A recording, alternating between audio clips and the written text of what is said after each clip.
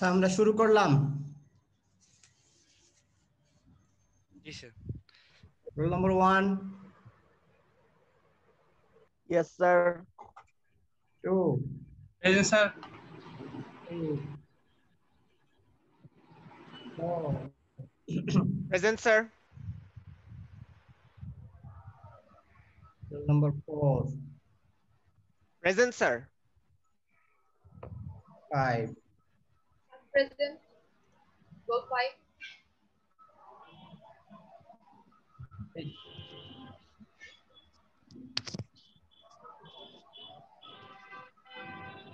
Roll 5 present. হ্যাঁ দিয়েছি। Roll 6, Present, sir.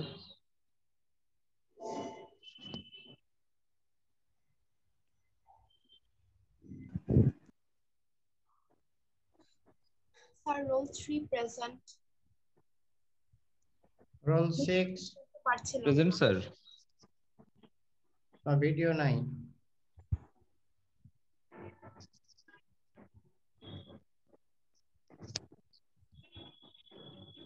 Role 7,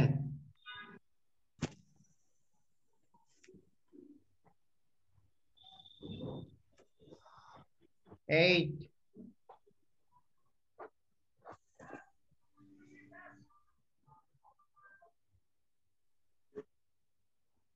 9, Sir, roll 8 present. 8, okay, 9, roll 9,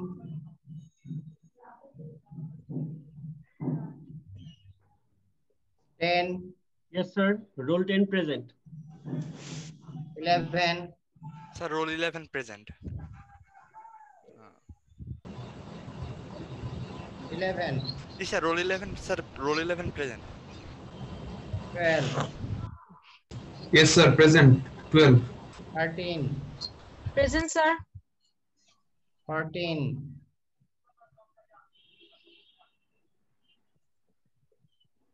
15, Yes, sir. 15 present.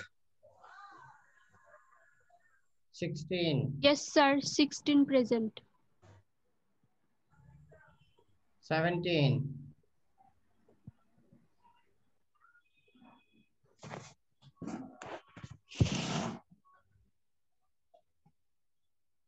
18, Yes.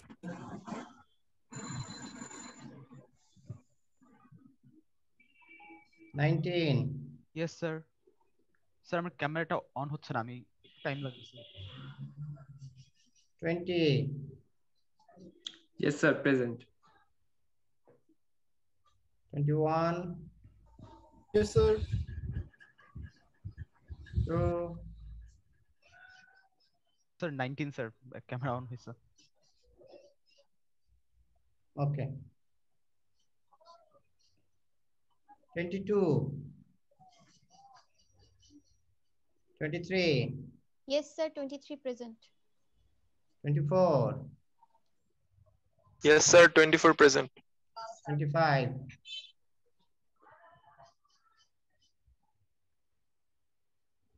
26,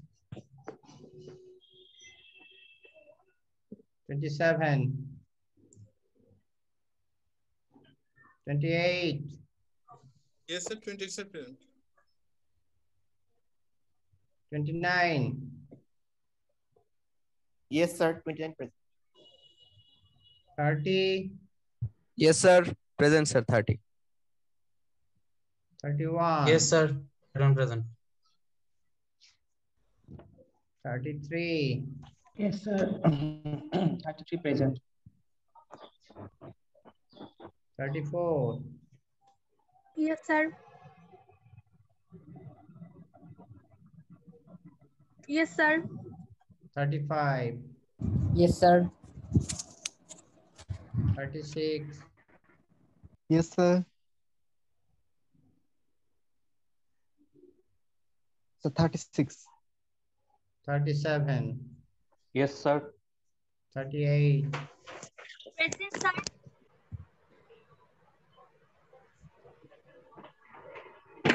38 present.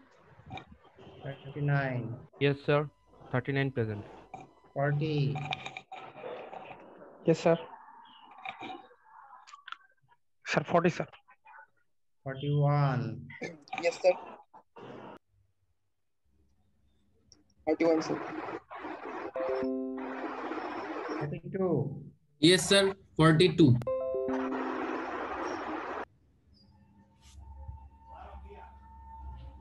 42, Present, sir. 42. 43,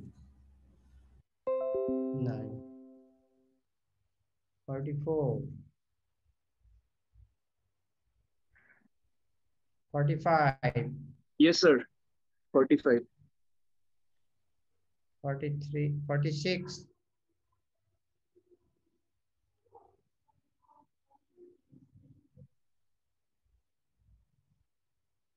47, Present, sir. 48, Yes, sir. 48 present. 49, Yes, sir. 49, Yes, sir. Sir. 50, Yes, sir. Sir roll 3 present আমার mic কাজ করছিল না roll 3, okay. Sir Sir, 44. Hmm? 44, sir. Present. 44, okay. Sir, 15 batch 22. Huh? 15 batch 22. Bro. 15, 1, 1, 0, 2, 2. Yes. হুম। আর কেউ sir roll 4 কি দিয়েছেন attendance? দিয়েছি। Sir, 16 batch 22 present.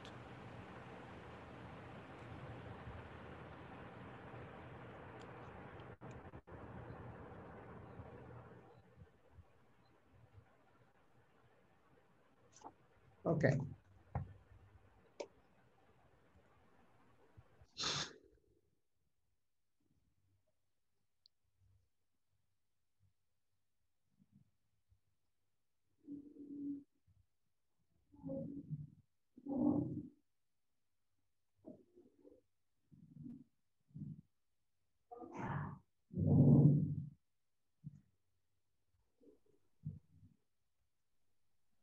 ক্লাসটা একটু রেকর্ড করলে ভালো হতো ওহো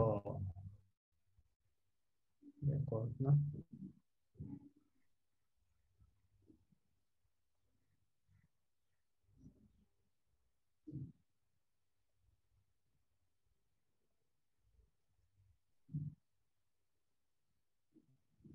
কোথায় গেল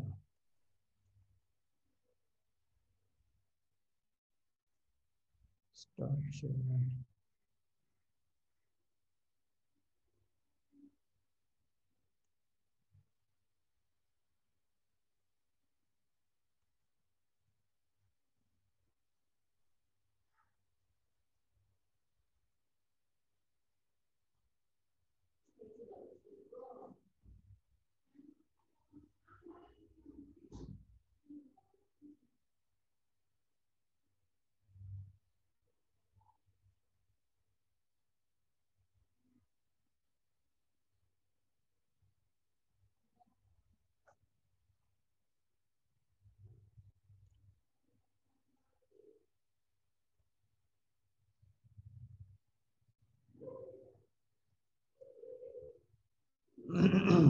স্যার গতকালকের টপিক থেকে একটা কোশ্চেন ছিল বলো স্যার অক্সিজেন হচ্ছে ইনক্রিজ করলে হচ্ছে এজিং রোল নাম্বার ব্রিটলনেস বলো বেড়ে যায় স্যার রোল 39 অক্সিজেন ইনক্রিজ করলে স্যার এজিং ব্রিটলনেস বেড়ে যায় স্যার এই টার্ম দিয়ে আমরা কি বুঝতেছি আসলে কি ব্রিটেলনেস বাড়ে এজিং ব্রিটলনেস হ্যাঁ এজিং ব্রিটলনেস এজিং এজিং ব্রিটেলনেস এজিং মানে কি বয়স হয়ে যাওয়া তাই না? জি স্যার। এজিং মানে বয়স হয়ে যাওয়া। এরকম যদি কোনো একটা প্রোডাক্টের ভিতরে, বিশেষ করে ফেরাস অ্যালয়ের ভিতরে বেশি বেশি ডিজলভড অক্সিজেন থেকে যায়, এই অক্সিজেন সময়ের সাথে, মনে করো কিছু ফ্রি অক্সিজেন ছিল, সেই ফ্রি অক্সিজেন সারাউন্ডিং মেটেরিয়ালস এর সাথে রিঅ্যাকশন করে অক্সাইড তৈরি করবে, এবং অক্সাইড তৈরি করলে মেটেরিয়ালস, যে ভার্জিন মেটেরিয়ালস, তার প্রপোর্শন কমে যাবে, এবং ক্রস সেকশন, যে কোনো একটা পার্টিকুলার ক্রস সেকশন এরিয়ায় যদি তখন তুমি চিন্তা করো, তখন দেখবা যে real materials, load bearing materials এর পরিমাণ কমে গেছে এবং অক্সাইডের পরিমাণ বেড়ে গেছে। যদি অক্সাইডের পরিমাণ বেড়ে যায়, oxide really is not load bearing. G sir. এরপরে বলো। স্যার আমি রোল 23 পেজ 8 এ একটা কোশ্চেন ছিল স্যার। হাইড্রোজেনের ভিতর একটা কথা বলা আছে যে হাইড্রোজেন হচ্ছে ঘোস্ট লাইন ফরমেশনে হেল্প করে। এটা এই ঘোস্ট লাইন বলতে কি বোঝানো হয়েছে? ঘোস্ট লাইনটা আরেকটু পরে পড়াবো, 447 এ পড়াবো। ঘোস্ট লাইনটা হচ্ছে, তুমি যদি কোনো একটা প্রোডাক্টকে রোলিং করো, রোলিং করলে এর ভিতরে একটা লাইন অফ উইকনেস তৈরি হয়, দ্যাট ইজ ঘোস্ট লাইন।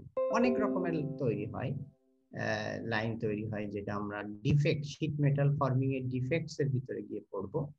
এইরকম একটা সার্টেন লাইন বরাবর একটা দাগ থাকে, যে দাগটা অনেক সময় খালি চোখে দেখা যায়, কোনো সময় দেখা যায় না, that is line of weakness.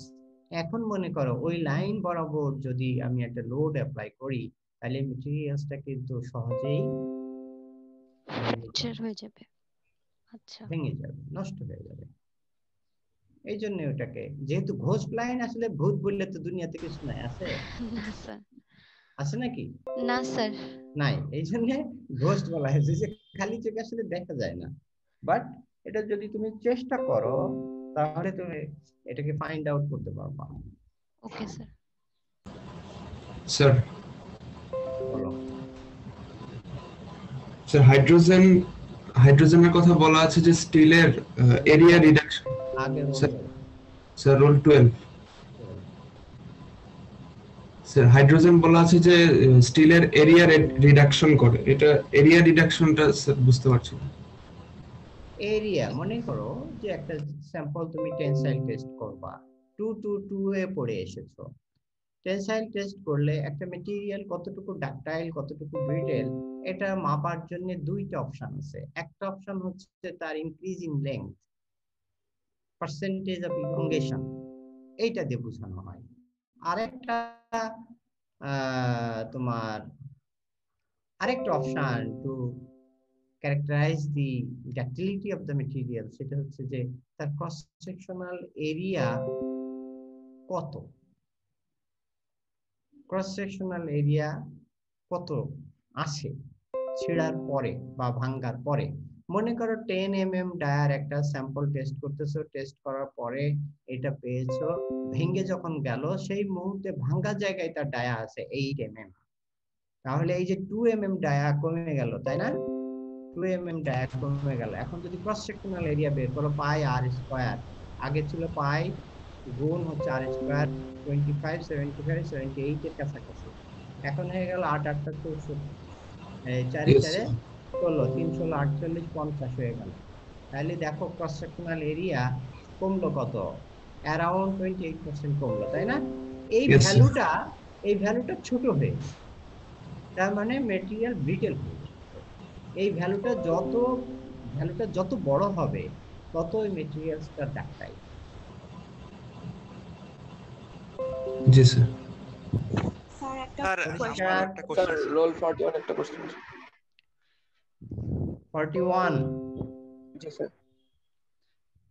Sir এখানে বলা হচ্ছে যে hydrogen is the source of রিডাউটেবল snowflake like crack formation. Sir এখানে যে রিডাউটেবল স্নোফ্লেক বলতে আসলে কি বোঝায়?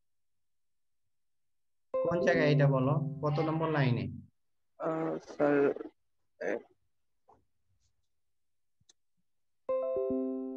11 নম্বর লাইন স্যার, ঘোস্ট লাইনের লাইনটা স্যার।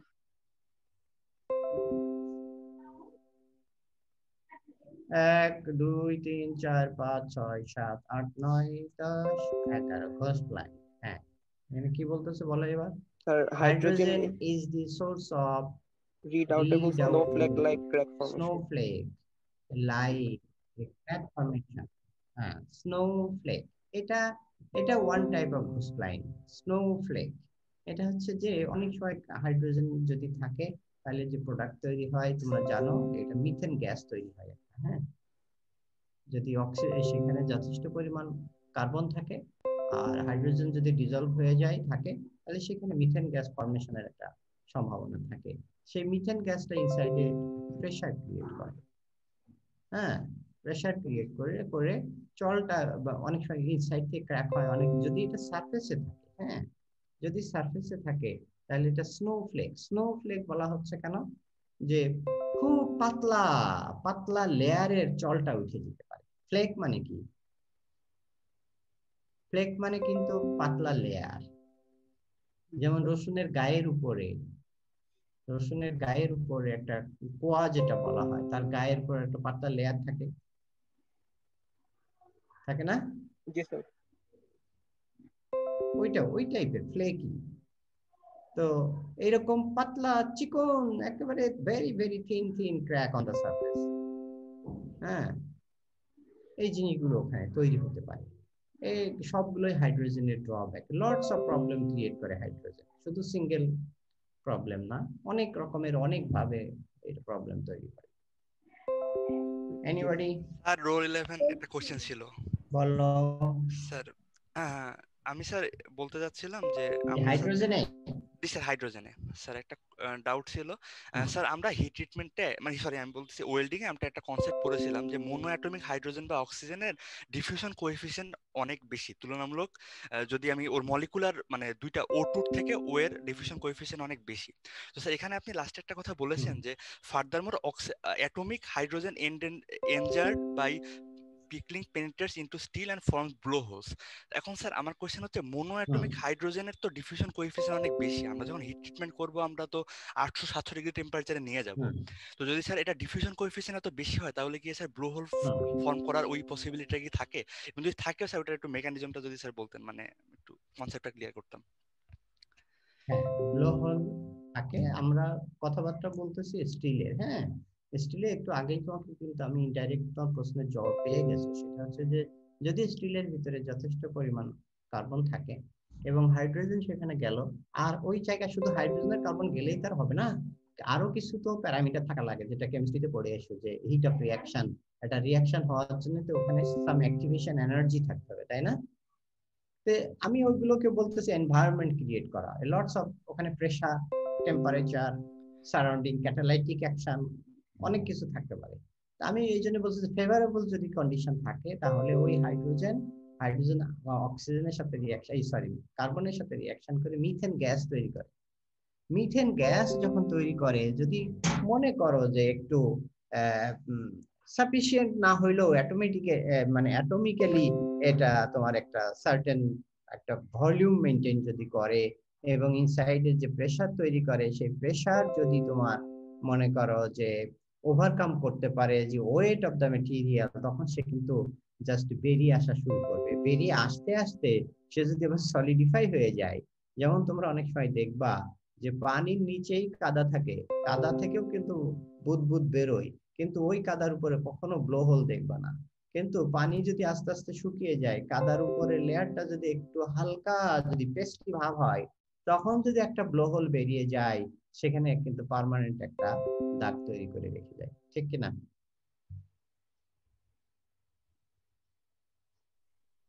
ঠিক না বে ঠিক? ঠিক স্যার।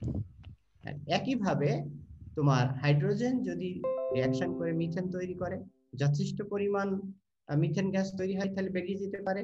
হাইড্রোজেন যদি অ্যাটমিক ফর্মে হাইড্রোজেন গেল, ওখানকার এনভায়রনমেন্ট যদি তাকে হেল্প করে to form hydrogen gas, molecule form করার জন্য সে যদি ফেভার করে, তাহলে হাইড্রোজেন মলিকুল তৈরি হবে এবং মলিকুল সেও আবার বেরিয়ে আসার চেষ্টা করবে, তখনই ব্লোহোল তৈরি হয়ে যাবে। স্যার আমার একটা প্রশ্ন ছিল। কোথায়? হাইড্রোজেনে? না স্যার, সালফারের প্রথম লাইনে। Sulphur is a trace element. আচ্ছা স্যার, আমার roll 16। 16 sulphur is a trace element. এখানে ট্রেস এলিমেন্ট টার্মটা হচ্ছে নতুন। ট্রেস হচ্ছে যে সালফার সাধারণত স্টিলের ভিতরে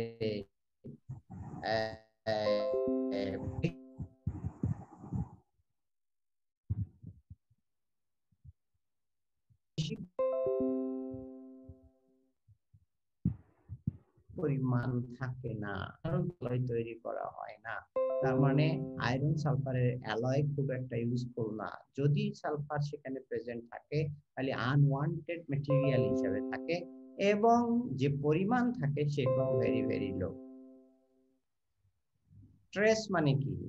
আনট্রেসেবল মানে কি? আনট্রেসেবল মানে নেই, বুঝাই যায় না। আর ট্রেস করা যায় শুধুমাত্র যে আছে, বাট তার অ্যাকশন কিন্তু আমাদের টার্গেটেড অ্যাকশন না, আমরা সেটা চাই না, আনওয়ান্টেড ট্রেস এলিমেন্ট। ঠিক আছে স্যার, বুঝতে পেরেছি, থ্যাংক ইউ। অনেক সময় রেয়ার আর্থ ম্যাটেরিয়ালস বলে, এই জায়গাটায় ট্রেস এলিমেন্ট না বলে অনেক জায়গায় অনেক বই সেটা দেখবা rare RARE rare earth materials. Sir roll 3 আমার হাইড্রোজেনের কোশ্চেন ছিল একটা। হ্যাঁ, হাইড্রোজেন শেষ একবারে একটা টপিক শেষ করে আসতে হবে, পিছনে আর যাওয়া যাবে না। হ্যাঁ বলো, তোমারটা বলো। হাইড্রোজেন তো নরমালি কার্বনের সলিবিলিটি বাড়ায়, বাট ময়েস্টেড হাইড্রোজেন আবার ডিকার্বোনাইজার হিসেবে অ্যাক্ট করে হাই টেম্পারেচারে। স্যার এই কন্ট্রাডিকশনটা বুঝলাম না যেটা কেন হচ্ছে। হ্যাঁ বলো কোন জায়গায়? Carbon generally increases the solubility of hydrogen. হ্যাঁ ঠিক আছে, কার্বন সলিবিলিটি বাড়ায়, নো প্রবলেম। জি sir. But the situation is made more complex at high temperature. দেখো আমি তোমার উত্তর কিন্তু আমি আগেই দিয়েছি, কিন্তু স্যার ওই যে এনভায়রনমেন্ট, হ্যাঁ এনভায়রনমেন্ট না, সলিবিলিটি বাড়া আর হচ্ছে মিথেন তৈরি করা দুইটা আলাদা জিনিস। তো carbon is porous material. Carbon কি? কার্বন হচ্ছে পোরাস ম্যাটেরিয়াল। পোরাস ম্যাটেরিয়ালের ওয়াটার অ্যাবজর্পশন ক্যাপাসিটি, গ্যাস নাকি একটা কয়লার টুকরা একটা আয়রনের টুকরা, কে বেশি অক্সিজেন, কে বেশি ময়েশ্চার, কে বেশি হাইড্রোজেন অ্যাবজর্ব করবে? কে অ্যাবজর্ব করবে? Porous material. ফলে সলিবিলিটি এই হাইড্রোজেনের ভিতরে কার্বন অবশ্যই হেল্প করে। কার্বন আমি তোমাকে বলেছি, বারবার বলতেছি কিন্তু একই কথা, যে যদি ওই স্টিলের ভিতরে যথেষ্ট পরিমাণ কার্বন থাকে তাহলে কিন্তু হাইড্রোজেন সেখানে ঢুকে যাবে, এবং ঢুকে গিয়ে যদি environment, that is next situation. যদি হাই টেম্পারেচার সেখানে আসে, কার্বনের সাথে হাইড্রোজেন পাশাপাশি থাকলে রিঅ্যাকশন হবে না। আমি তোমাকে বলেছি two proceed any reaction there must be activation energy. So activation energy might be in terms of stress, in terms of strain, in terms of heat. সবই তো এনার্জি নাকি? জি স্যার। হ্যাঁ, তো সেই পরিবেশ যদি তৈরি হয় তাহলে সেখানে রিঅ্যাকশন আগে মিটাতে। স্যার এই যে ময়েস্টেড মানে যে পানি থাকবে, এটা কি হচ্ছে কি রিঅ্যাকশন হেল্প করে, এর জন্য সলিবিলিটি কমে যায়? এবার দেখো কোথায় সলিবিলিটি কমে যাচ্ছে। যে স্যার সলিবিলিটি নিয়ে আর কোনো কথা নাই, সলিবল তার ভিতরে আছে। এখন হয় কি, যে জিনিসটা হয় সেটা হচ্ছে যে একটা মেটেরিয়ালস আরেকটা মেটেরিয়ালসের পাশাপাশি থাকে, ঠিক আছে, সলিবল অবস্থায় আছে। কিন্তু এনভায়রনমেন্ট যদি ক্রিয়েট করা হয়, হাই টেম্পারেচারে যদি নিয়ে যাওয়া হয়, তাহলে যেটা ঘটনা ঘটবে, থার্মাল এনার্জি, সে তখন মোর সে রিঅ্যাকশনে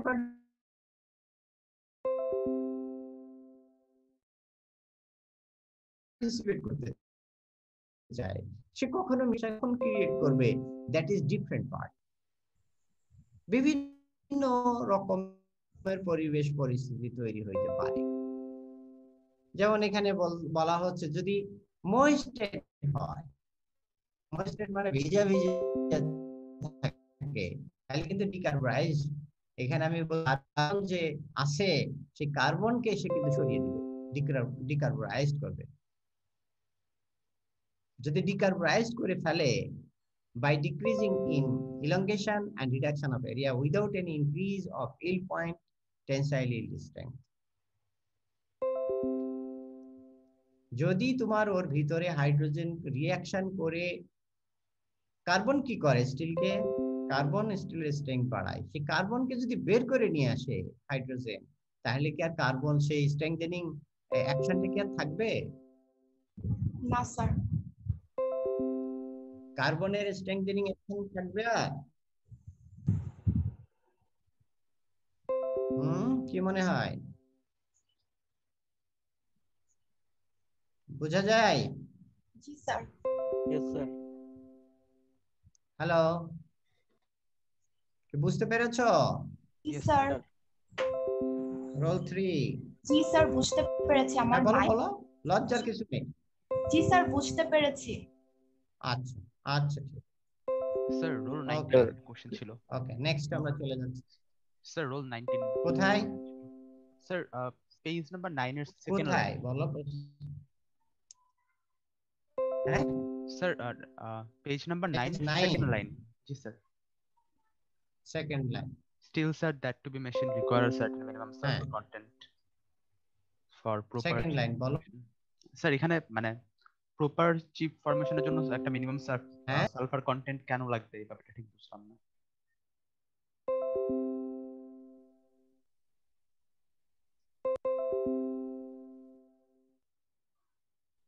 To be machined require a certain minimum sulfur content for proper chip formation. তোমার লাইন লাইন বলার দরকার নাই, তুমি শুধু বললে যাবা, তোমার প্রশ্নটা বলবা। Yes sir. ঠিক আছে, তুমি যেটা জানতে চাচ্ছ সেটা হচ্ছে যে সালফার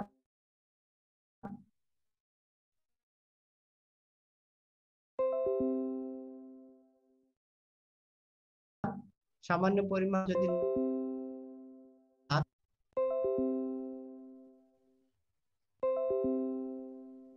তোর রোল নম্বর কত?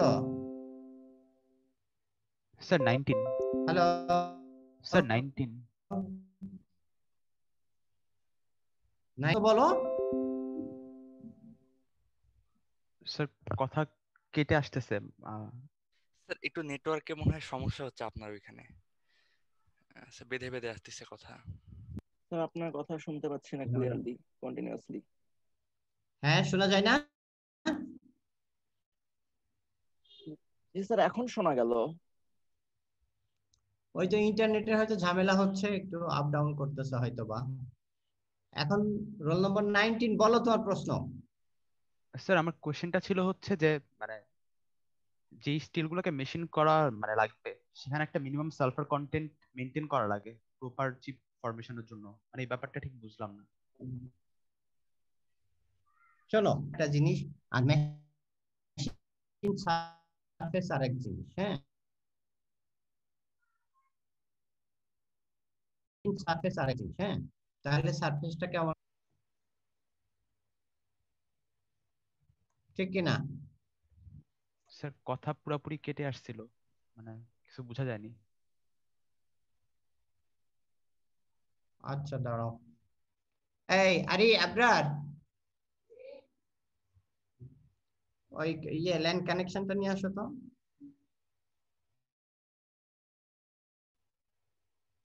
ল্যান্ড কানেকশন, তার দিয়ে কানেকশন দিয়ে দাও।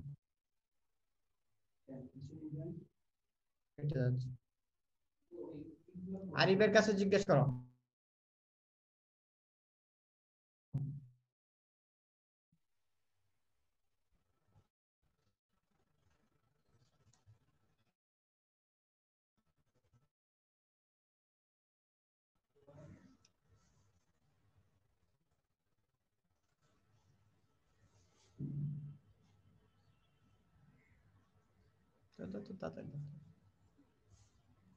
এটা কি এখানে? এখানে তো ইন্টারনেট তো ই দেখাচ্ছে, পুরাটাই দেখাচ্ছে ফুল।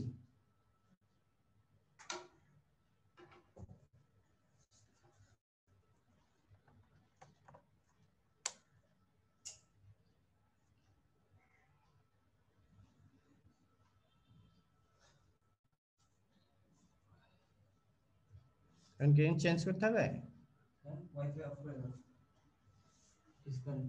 কোন জায়গায়?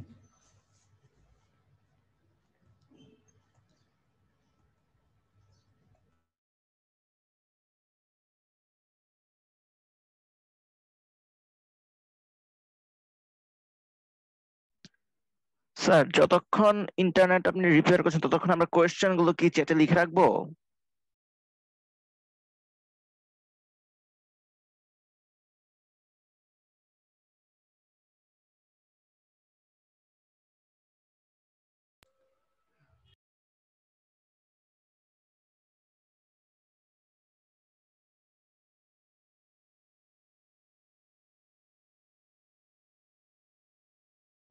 হ্যালো স্যার, শুনতে পাচ্ছেন?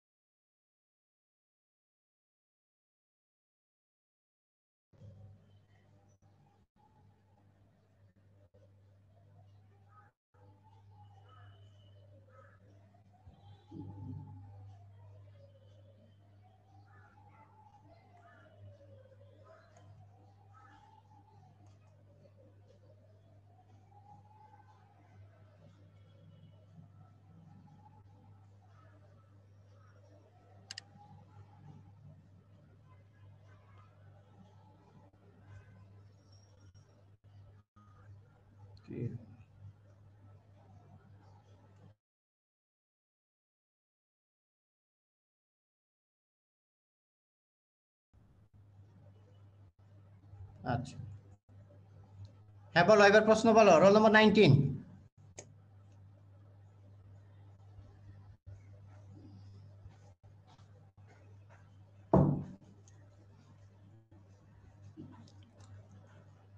Roll number 19।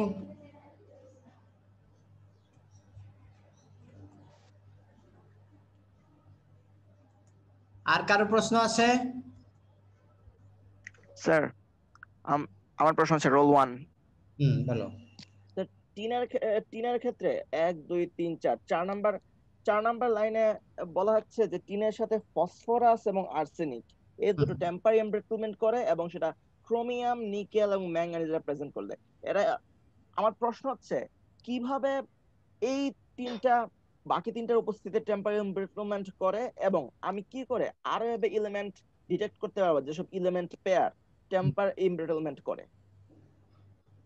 হ্যাঁ, এটা হচ্ছে যে তোমাদের কালকে কিছুটা বলেছিলাম যে মেটেরিয়ালস এর ভিতরে যখন সলভেন্ট থাকে, সলিউট থাকে, সেই সলভেন্ট সলিউটের সবার সলভেন্টের ভিতরে সব সলিউটের সলিবিলিটি একরকম থাকে না। যদি সলিবিলিটি কম থাকে সেই সমস্ত এলিমেন্টগুলো ডিউরিং দ্য রিফাইনিং প্রসেস যদি ওই মেটেরিয়ালসের ভিতরে প্রেজেন্ট থেকে যায় তাহলে সেই এলিমেন্টগুলো যখন সলিডিফিকেশন হয় তখন সে একটা জায়গা খুঁজতে চায়, জায়গা নিজের মতো করে একটা জায়গা পেতে চায়। যেহেতু উইদিন দ্য গ্রেনের ভিতরে তার কোনো জায়গা নাই, ল্যাটিস সাইডে জায়গা নাই, তারপরে হচ্ছে ইন্টারল্যাটিস যে জায়গা, তোমার ইন্টারস্টিশিয়াল পজিশন, সেখানেও তার জায়গা নাই। যদি এইরকম অবস্থা তৈরি হয় সেই সময় সে একটা নিজের মতো করে তাকে সে তো বাঁচতে চায়। যেমন মনে কর বাংলাদেশের মানুষকে সবাই যদি ইন্ডিয়ান বর্ডার দিয়ে লোকজন ঢুকে যদি আমাদের উদাহরণ দিতে হবে না আপনি, তাহলে যেটা হবে সেটা হচ্ছে গ্রেন বাউন্ডারি এনার্জি লেভেল একটু বেশি থাকে। সেই এনার্জি লেভেলের কারণে তোমার ওই এলিমেন্ট গুলোকে গ্রেন বাউন্ডারি টান দেয়। এই টান দিতে দিতে তখন তারা আরেকটু যদি হিট পায় তাহলে কি হয়, মেটেরিয়ালস এর মুভমেন্ট কি হয়, স্পিড বেড়ে যাবে। তাহলে উইদিন দ্য গ্রেন থেকে বেরিয়ে সে গ্রেন বাউন্ডারিতে যাওয়াটা আরো সহজ হয়ে যাবে, ঠিক কিনা? জি স্যার, মেকানিজমটা বুঝলাম, কিন্তু অ্যাকচুয়ালি এই এলিমেন্ট গুলোই কেন, মানে টিন, না না, ফসফরাস, আগে আর্সেনিক বুঝো, কেন? আগে বুঝো। সবাই একই কাজ করে, ফসফরাস, আর্সেনিক, টিন, অ্যান্টিমনি সবাই এক কাজ করে। সালফার সবাই একই কাজ করতে চায়। এখন মনে করো টিন আছে, সেখানে সালফারও আছে, সালফারও যেতে চাইবে, টিনও যেতে চাইবে, তাহলে কম্বিনেশনে আরো পরিস্থিতি খারাপ হবে না ভালো হবে? খারাপ হওয়ারই কথা। সেটাই বলতেছে, উইথ ফসফরাস এন্ড আর্সেনিক। কিন্তু তাহলে ক্রোমিয়াম, নিকেল, ম্যাঙ্গানিজ এটা ডিফারেন্ট। হ্যাঁ, এবার আসো ম্যাঙ্গানিজ।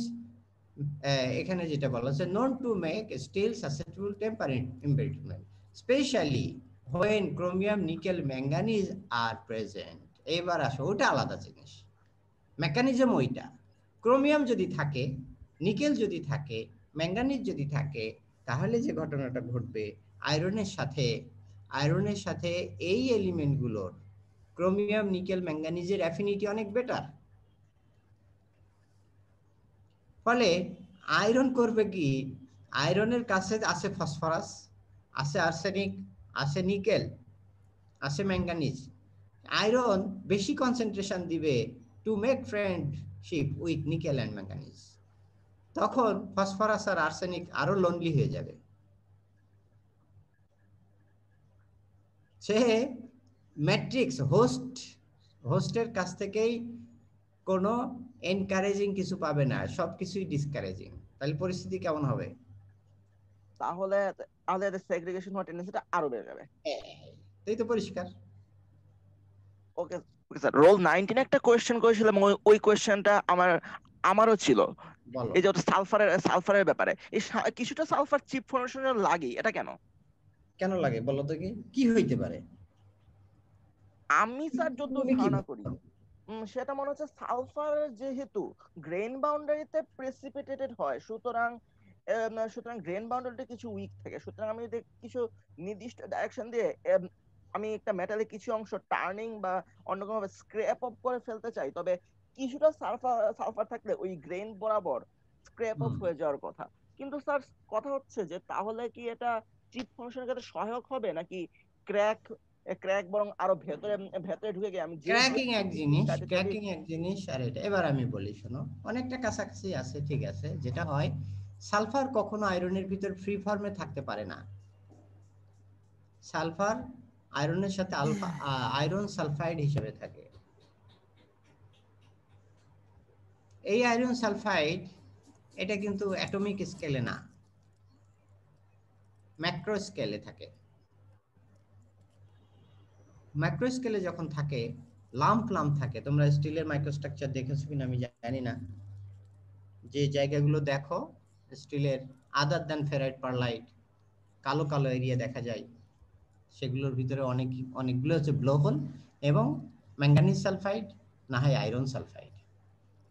তো এই যে সালফাইড পার্টিকেল গুলো থাকে, এই সালফাইড পার্টিকেল গুলো যেটা করে, পাশাপাশি ম্যাট্রিক্সের মাঝখানে বন্ধনটা নষ্ট করে দেয়। স্বাভাবিক, এ পাশে আয়রন, ওই পাশে আয়রন, মাঝখানে একটা লেয়ার, একটা দড়ির মতো পড়ে আছে। কে পড়ে আছে? ম্যাঙ্গানিজ।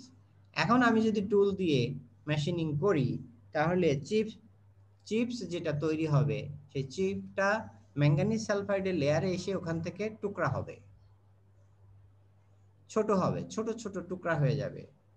আর যদি এইরকম ভেঙে না যেত, ওই জায়গায় ডিসকন্টিনিউয়াস যদি জোন না থাকতো, তাহলে এই চিপসটা বড় হতো, অনেক বড় চিপস হতো। যত বড় চিপস হবে তত বেশি সারফেসের উপর ফ্রিকশন তৈরি করবে, যত বেশি ফ্রিকশন তৈরি করবে তত মেশিন সারফেস রাফ হয়ে যাবে, ঠিক কিনা? বুঝতে পারলাম। আমাদের স্যার মেশিনিং এর কোর্স তো এত ভালো করে নেই, তাই হয়তো এতটা গ্রাস্প করতে পারছি, কিন্তু মোটামুটি বুঝতে পেরেছি। না মেশিনিং কোর্স ভালো করে পড়লেও তুমি এটা পারবে না। এটা হচ্ছে মেটেরিয়ালের ইনসাইডের ব্যাপার। এই লেভেলের তার তো এই লেভেলে তাকে তো জ্ঞান দেওয়ার মতো জ্ঞান থাকতে হবে। এই জন্য আমি তোমাকে বলতেছি ফোর্থ ইয়ার তোমাকে মেটেরিয়ালস এর ভিতরে ঢুকে যেতে হবে। ভিতরে কয়জন ঢুকে পড়ে বলো? ভিতরে তো ঢুকে পড়ে না, কেউ পড়তে চায় না। আর এই জন্যই আমাদের এই সুযোগটাকে নিয়ে চলে যাচ্ছে ইন্ডিয়া, চায়না, শ্রীলঙ্কা, হ্যাঁ, এরা আমাদেরকে চোখে বালি দিয়ে স্টিল মিল গুলো, সিরামিক ইন্ডাস্ট্রি গুলো সব দখল করে বসে আছে। স্যার আমাদের সেখানে কোনো কনসালটেন্ট নাই। স্যার আমি পার্সোনালি নিয়ারলি ফ্রম ডে 1 থেকে স্ট্রাকচার প্রপার্টি রিলেশনশিপ বোঝার চেষ্টা করছি। ভেরি গুড, এইটাই তো দরকার। আমি তো তোমারে পড়াই নাই, পড়াইছি? পড়ানো হয় নাই। তাহলে আমি তো কাউকে চিনি না, তোমাদের আমি কাউকে চিনি না আসলে। এখন চেনা শুরু হবে, ভিতরে ঢুকতে হবে। স্যার টিনের ব্যাপারে একটা লাস্ট কোশ্চেন ছিল, মানে টিনের যে প্যারাটা আছে এটা একটু পরে, মানে some tin may also contain galvanizing spelters. এখানে স্যার স্পেল্টার কি? এখানে some tin may also contain আর দি মোস্ট কমন সোর্স। হ্যাঁ ঠিক আছে, some tin may also be contained in galvanizing spelter. ইতে গেছো?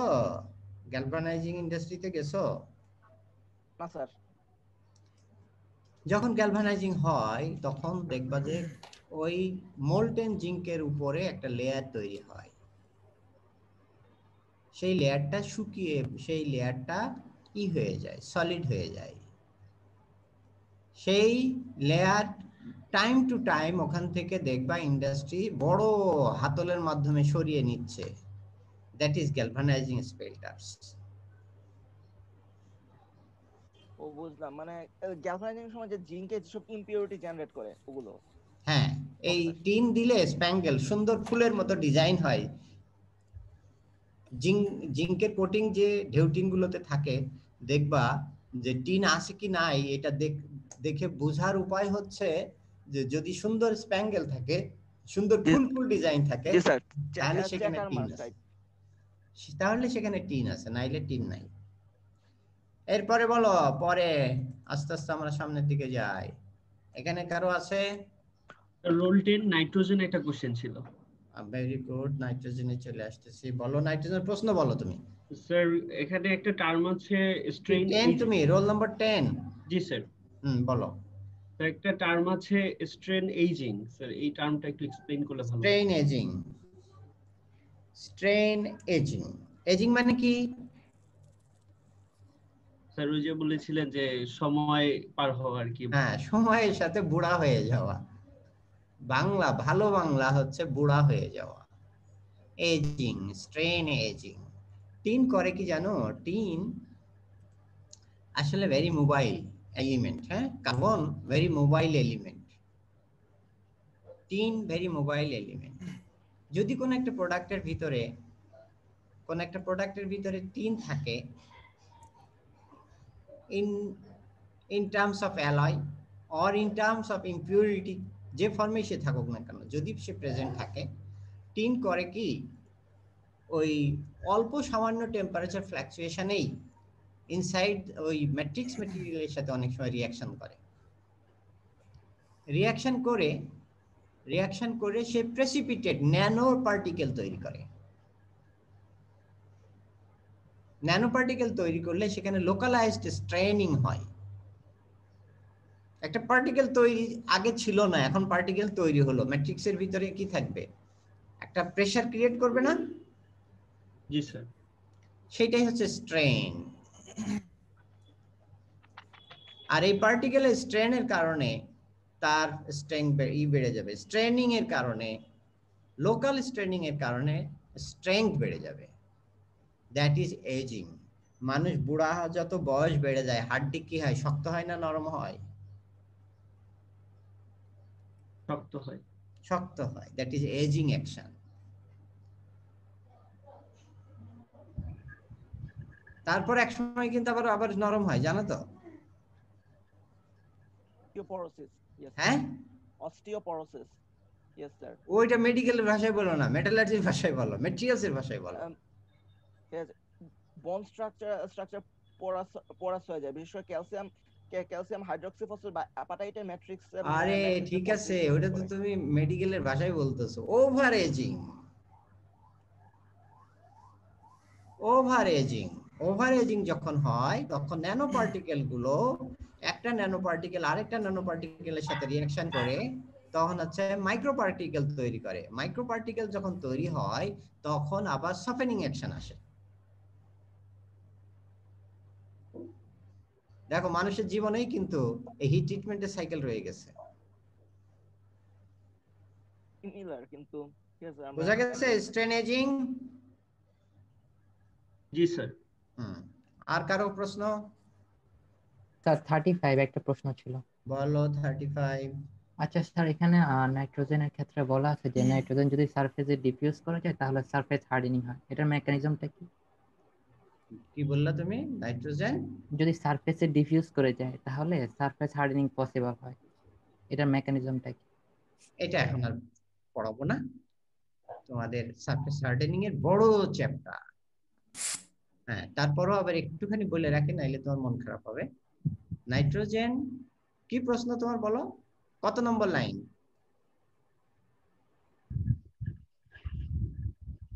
10 নম্বর পেজে?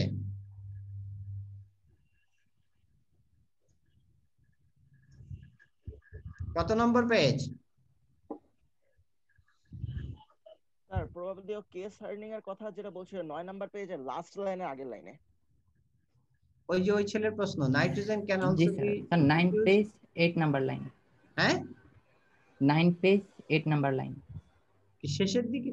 জি স্যার, শেষের দিকে। শেষের দিকে during heat treatment similar to carbon nitrogen forms an iron পার্টিসাইড। নো স্যার, তো নাইট্রোজেনের যে ইয়াটা 9 পেজে নাইট্রোজেনের যে প্যারাটা আছে ওইটা 8 নাম্বার লাইনে আছে। এটা মানে স্যার ওই লাইনটাই ঠিক আগের উপরেরটা। 3 4 5 6 7 8 nitrogen can be diffused into the surface G sir, এটা of steel to give an extremely hard case, thus used for case hardening. হ্যাঁ, নাইট্রোজেন হচ্ছে বললাম না, কিছু কিছু এলিমেন্ট আছে ভেরি ভেরি মোবাইল, যেমন carbon mobile, antimony tin mobile, নাইট্রোজেনও খুব মোবাইল, ফলে সহজে সে ডিফিউজ করে যেতে পারে। আর নাইট্রোজেন যখন আয়রনের ভিতর ডিফিউজ করে তখন আয়রন নাইট্রাইড ফর্ম করে, very very brittle, very very strong, very very wear resistant. এই জন্য এটা কেস হার্ডেনিং এ ব্যবহার করা হয়।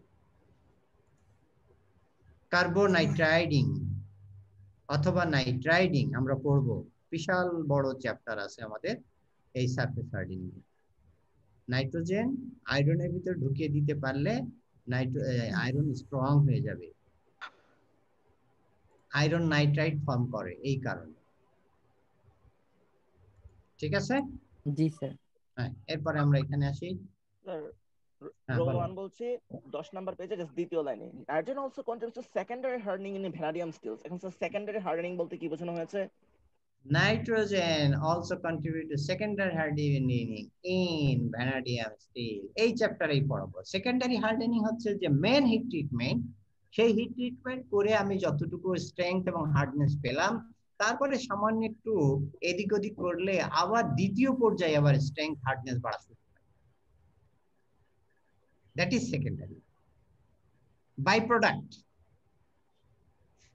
বুঝো তো বাই প্রোডাক্ট? Yes sir. ওটা মেন পারপাস না, কিন্তু আমি যে প্রসেসটা ব্যবহার করছি সেই প্রসেসে একটা পর্যায়ে এসে সে আমাকে আবার সেকেন্ড স্টেজে আবার স্ট্রেংথেনিং অ্যাকশন দেখাবে। That is secondary hardening. আমরা পড়বো, এই চ্যাপ্টারেই পড়বো। আচ্ছা, নাইট্রোজেনের উপরে জাস্ট লাস্ট প্যারার থেকে লাস্ট লাইনের 1 2 3 4 5 6 7 মানে শেষ থেকে 4th to 7th লাইনে এখানে বলা আছে nitrogen is most Radeon মাইক্রোলিং element, কিন্তু HSLS স্টিলস ইউজ করা হয়। এটা তো স্যার ঠিক বুঝতে পারে না হাই স্ট্রেংথ লয়াল স্টিল নাইট্রোজেনের রোলটা। তুমি প্রশ্ন বলো, লাইন বলো। হাই স্ট্রেংথ লয়াল স্টিল বলতে আমরা এখানে অ্যাকচুয়ালি কি বোঝাচ্ছি? হ্যাঁ, এটা এবং মাইক্রোলিং এলিমেন্ট বলতে হ্যাঁ, এই আর একটু 1-2টা ক্লাস পরে পরিষ্কার হয়ে যাবে। তোমার স্যার প্রশ্ন 1-2টা ক্লাস পরেই পরিষ্কার হয়ে যাবে। আর স্যার কারো স্যার আমাদের সবারই স্যার একটা রিকোয়েস্ট ছিল আর কি, মানে স্যার এখন তো স্যার প্রায় ক্লাসের শেষের দিকে চলে আসছে। তো স্যার মানে আমাদের স্যার যেহেতু স্যার মানে ওবিতে তো কোশ্চেন অ্যান্সার পিরিয়ড স্যার একটু লং হবে, তো স্যার আমাদের কি স্যার এমন ডেডিকেটেড ডে থাকতো, যেমন স্যার লাস্ট দিন আমরা 2 ঘন্টা পেয়েছি এবং স্যার কোশ্চেন অ্যান্সার পিরিয়ড মানে অত ফাস্ট যায় না। আমরা কালকে ক্লাস নিব 11টায় 2 ঘন্টা। জি স্যার, জি স্যার। ঠিক আছে, আমরা সেশনালে পিরিয়ডটা নিয়ে নিব। ও আচ্ছা, তাহলে তো আবার যখন দরকার হবে তখন আমরা এই সেশন এই থিওরির ক্লাসে সেশনাল নিয়ে চলে আসব প্রয়োজন হইলে। জি স্যার, তাহলে স্যার তো আমরা নিজেদের ভিতরে অ্যারেঞ্জ করে নিব। হ্যাঁ জি স্যার, থ্যাংক ইউ এটা স্যার। গিভ এন্ড টেক সিস্টেম, বুঝছো? তোমরা নিতে চাইলে আমার দেওয়ার কোনো আপত্তি নাই। স্যার আমি যদিও একটু অসুস্থ, তোমরা জানো আমার করোনা হয়েছিল। জি স্যার। হ্যাঁ আমি একটু অসুস্থ, বাট এখনো মানে পড়াইতে গিয়ে আমার এখনো খারাপ ফিল করছি না। যদি খারাপ ফিল করি তোমাদের জানাবো। অসুবিধা হচ্ছে না, আমার এখনো অসুবিধা হয় নাই। তা আমি দেওয়ার জন্য রেডি আছি, তোমরা যদি নেওয়ার জন্য প্রস্তুত। স্যার আরেকটা বিষয় হচ্ছে, আমরা কি স্যার লিখে যদি দেই, মানে এত রোলে এই কোশ্চেন ছিল, তাহলে কি স্যার আমাদের সুবিধা হতো? স্যার এটা লাইভ একটা থাকে না, যে তুমি ক্লাসে আছো, আমি বলতেছি, তুমি শুনতেছো, তুমি বলতেছো, এই যে লেখালেখির ভিতরে ওটা তো যান্ত্রিক হয়ে যায়। স্যার সিআরজি কথাটা আপনাকে বলছিল, সেটা হচ্ছে স্যার এটা কি সম্ভব হবে যে মানে সপ্তাহে একদিন বেশি টাইম নিয়ে কোয়েশ্চেন অ্যান্সার করে অন্য দিনগুলো যদি আপনি মানে পড়ান, তাহলে কারণ মানে স্যার আপনার থেকে স্যার আমরা ইনটিউশন নিতে পারলে স্যার তো আমাদের পড়ানো তো এইভাবে চলতেছে। আর ওই যে বললাম না 11টায় কালকে 11টা থেকে শুরু হবে। দিচ্ছে মানে স্যার আমরা তো স্যার তাহলে 5টা ক্লাস পাচ্ছি সপ্তাহে, তো স্যার মনে করেন 2টা বা 3টা ক্লাস থাকলো স্যার ডেডিকেটেড, পুরো আমরা আলোচনা করলাম সব টপিক। কিন্তু স্যার মানে আপনার থেকেও স্যার যদি আমরা কিছু জিনিস মানে শিখতে পারতাম, কারণ স্যার ওইটার তাহলে স্যার আরো মেথডিক্যাল হতো। মানে আমরা স্যার কোশ্চেন অ্যান্সার করলাম, ওবি ফলো করলাম, বাট স্যার অ্যাটলিস্ট 1টা 2টা ক্লাস হলো যদি স্যার মানে আপনি একটু ওভারভিউ করে দিতেন। আচ্ছা স্যার নরমাল ক্লাসগুলোতে কোয়েশ্চেন করার টেনশনে পড়ায় অনেকে মনোযোগ দিতে পারছি না। না পড়বো কখন? পড়ো তো আগে, পড়ে তুমি খাতায় লিখে নিয়ে আসবা। সিস্টেমটা বোঝার চেষ্টা করো। তোমরা আমার ক্লাসের পরে পড়বা, পড়ে তোমার নোট খাতায় লিখে নিয়ে আসবা 9 নম্বর পেজে 7 নম্বর লাইনে এই প্রশ্নটা আমি সাথে করব। এটা আমি বুঝি না। ব্যাপারটা হলো যে স্যার আমরা তো পড়ছি, স্যার সবাই পড়ে আসছি ওবির নতুন সিস্টেমের কারণে সব সাবজেক্টেই মোটামুটি, কিন্তু স্যার এই কোশ্চেন স্যার খাতায় লিখেও নিয়ে আসছি, কিন্তু স্যার অনেকের হয় কি কোশ্চেন ওভারল্যাপিং হয়। হ্যাঁ বাস শেষ, একজনে হয়ে গেলেই গেল স্যার। হ্যাঁ স্যার, সেটা তো আমরা জানার ক্ষেত্রে ঠিক আছে, কিন্তু স্যার ওই যে যখন আলটিমেটলি কোর্সের মার্কস বা এটা যদি হয় স্যার, সেটা শুনো, এটা হচ্ছে যে প্রত্যেক দিন প্রত্যেকে প্রশ্ন করতে হবে এমন কোনো কথা নাই। কে কয়টা প্রশ্ন করেছে তার উপর বেসিস করে এটা হচ্ছে ইয়ার শেষে, টার্ম শেষে সে হাইয়েস্ট নম্বর পাবে। যে সবচেয়ে বেশি প্রশ্ন করেছে সে হাইয়েস্ট নম্বর পাবে, তারপরের জন তার যদি কাছাকাছি থাকে সমান নম্বর পাবে। এইরকম, এমন না যে আজকের ক্লাসেই তোমাকে প্রশ্ন সব করতে হবে, তা না। কিন্তু স্যার প্রশ্ন করার টেন্ডেন্সির কারণে স্যার অনেক স্যার ধরেন অনেকে একসাথে প্রশ্ন করা বা কোনটা আমি করব এরপরে কোনটা করব, এরকম একটা টেন্ডেন্সির কারণে হয় কি স্যার ক্লাসে কনসেন্ট্রেশনটা একটু কমে যায় স্যার। আপনি যদি একটু মেথডিক্যালি আগাইতেন স্যার, সিকোয়েন্সিয়াল, এবং আমরা যদি কোশ্চেন অ্যান্সারের জন্য একটা অ্যালোটেড টাইম থাকতো যে এতটুকু সময় এই বিষয়ে কোশ্চেন করে দেবে, তাহলে স্যার আমাদের শেখার জন্য স্যার আমাদের আরো প্রসেসটা আরো মানে কিন্তু অ্যাবেট কিন্তু এটা বলে না। অ্যাবেট কিন্তু এটা বলে না। অ্যাবেট বলে, আমি তো এই সিস্টেম তো এইভাবে পড়াই নাই। অ্যাবেট বলে যে ছাত্ররা পড়ে আসবে, শিক্ষক উত্তর দেবে। সেটা হচ্ছে অ্যাবেটের কাজ, মানে অ্যাবেটের ধারণা বা ওয়াশিংটন অ্যাকর্ডের ধারণা। এখন আমি যেটা ওইটা করতে গেলে তখন আর তোমাদের প্রশ্নের জবাব দেওয়ার সময় কিন্তু থাকবে না, কারণ ওইটা আবার আরেক প্যাটার্নে তুমি ইউজ টু হয়ে যাবা। ওটা কিন্তু প্যাটার্নটা টোটালি আলাদা, ওই প্যাটার্ন ইউজ টু হয়ে যাবা। এখন এই প্যাটার্নে তোমার একটু একটু সমস্যা হচ্ছে, সেটা হচ্ছে যে পড়ে আসতে পারতেছো না, এটা হচ্ছে মেন্টাল চাপের ভিতরে আসো, ওইটা থাকবে, ওইটা করবা না, মেন্টাল চাপটা কিছু নিবা না, এমনি ফ্রি স্টাইলে এগোইতে থাকো আর সময়গুলো পড়তে থাকো। আর আমি তো আছি এটা তো আমরা আবার এই দেখো এই চ্যাপ্টার শেষ হয়ে গেলে আমরা পর ফুল 2টা ক্লাস নিয়ে ডিসকাস করব, সেটা তো আছেই। স্যার আপনার স্যার আপনি এই সাবজেক্টটা স্যার অনেক দিন ধরে পড়াচ্ছেন, আপনার এই বিষয়ে অনেক এক্সপিরিয়েন্স স্যার। আপনার থেকে আমরা একটু আউটপুটটা বেশি নিতে চাচ্ছি স্যার। অনেক সময় হয় কি কোশ্চেনের কারণে অনেক কিছু হয়তো ওভারলুক হয়ে যেতে পারে স্যার, বা অনেক সময় সিকোয়েন্সটা ঠিক থাকে না, আমাদের কনসেন্ট্রেশনও কোশ্চেনের দিকে বেশি থাকে। এর জন্য স্যার আপনার থেকে আমাদের আউটপুটটা হয়তো কমে যায়, যার কারণে স্যার আপনার স্যার। এক্সপিরিয়েন্সটা আমরা বেশি গেইন করতে চাচ্ছি স্যার এই সাবজেক্টের স্যার। ক্ষেত্রে। কারণ সাবজেক্টটা তো স্যার আমাদের জন্য অনেক important, hit treatment.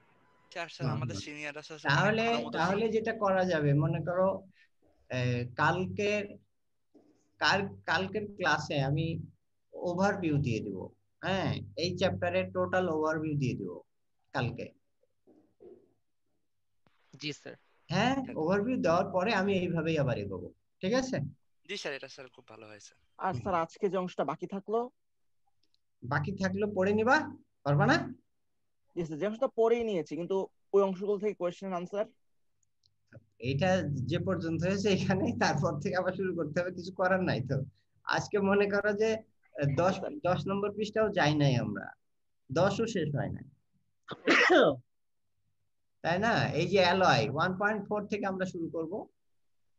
Okay sir, ঠিক আছে? না পড়িয়ে আমি কোর্স শেষ করব না। তোমাদের সিস্টেমেটিক ওয়েতেই পড়াইতে যাব। তবে কালকে যেহেতু বেশি সময়, আমি এই কোর্সের উপর তোমাদের একটা ওভারভিউ দিয়ে দেব, এবং সেইটার উপরে ডিসকাশন চলবে, ঠিক আছে?